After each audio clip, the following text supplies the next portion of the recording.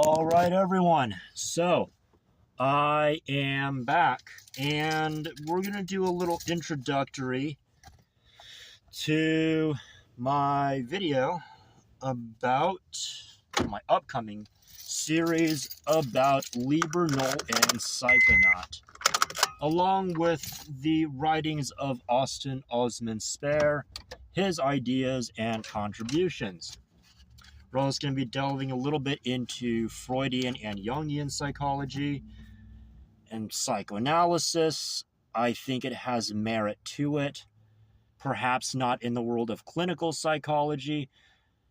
However, the history and merit of it is important. It is of a lot of importance and rather good to know for a wide variety of reasons.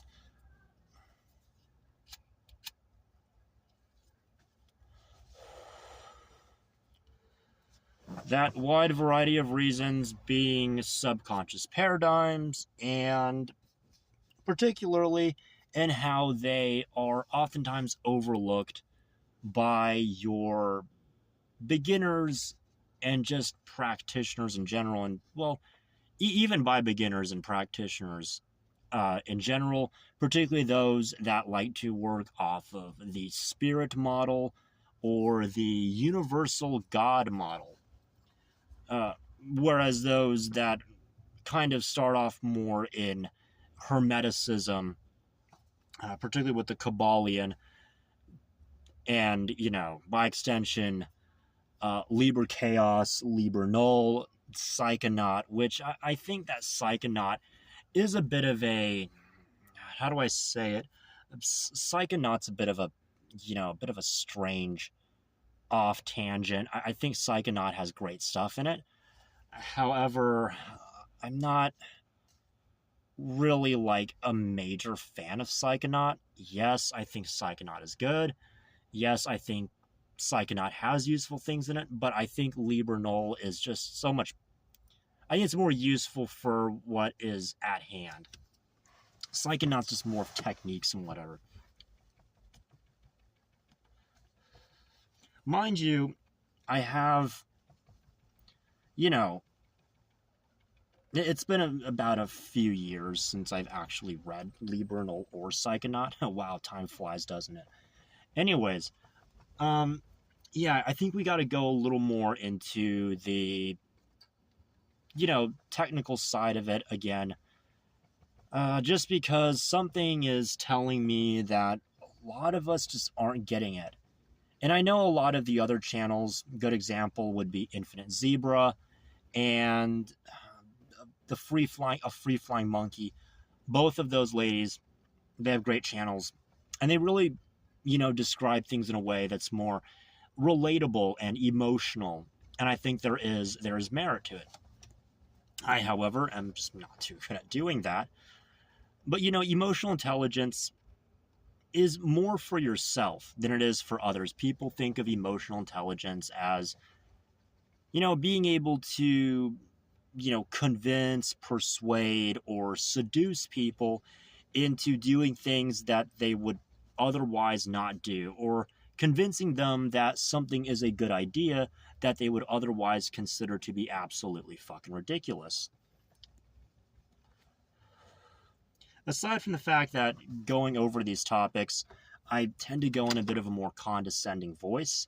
Not because I'm trying to be condescending, it's just kind of, you could say I have a bit of a shift in persona depending on what I'm talking about and what language I'm speaking.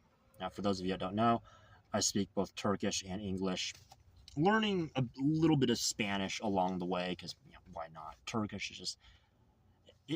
Turkish has an official language, but they don't really have a standard language per se. Turkic languages,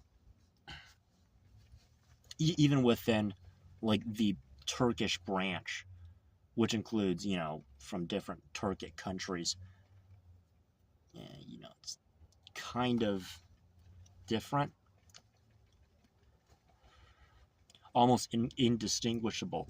But anyways, I need to stop saying so much.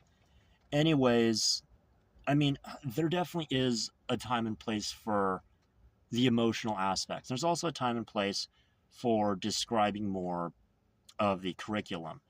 And I think part of it is because I'm just not getting much traffic with my more technical explanations of things. I think being more emotional and emotional appealing to the subconscious tends to get more traffic on a lot of these videos, especially the starter videos. And emotional attachment and emotional appealing also works on your own subconscious. And it's something that we kind of overlook. You know, things as why do people lash out at simple things, or even when someone's being nice to them, they have a tendency to lash out or be mean.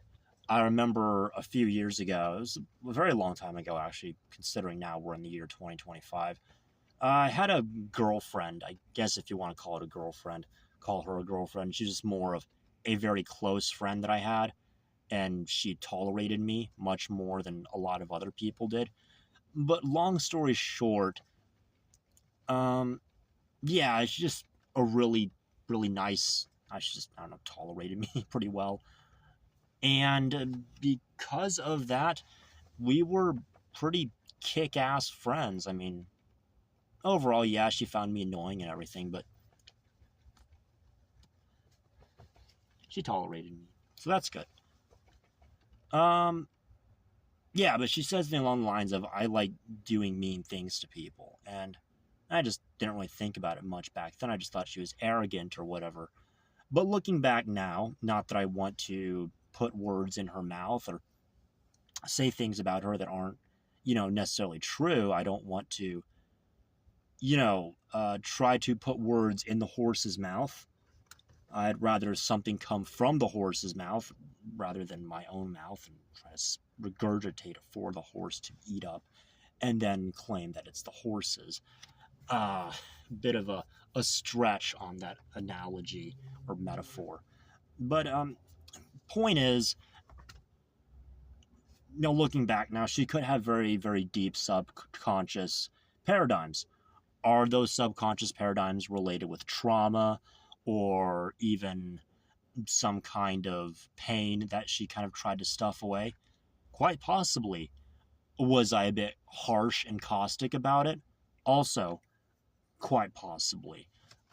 But you live and you learn. So that'll be my introductory video for it.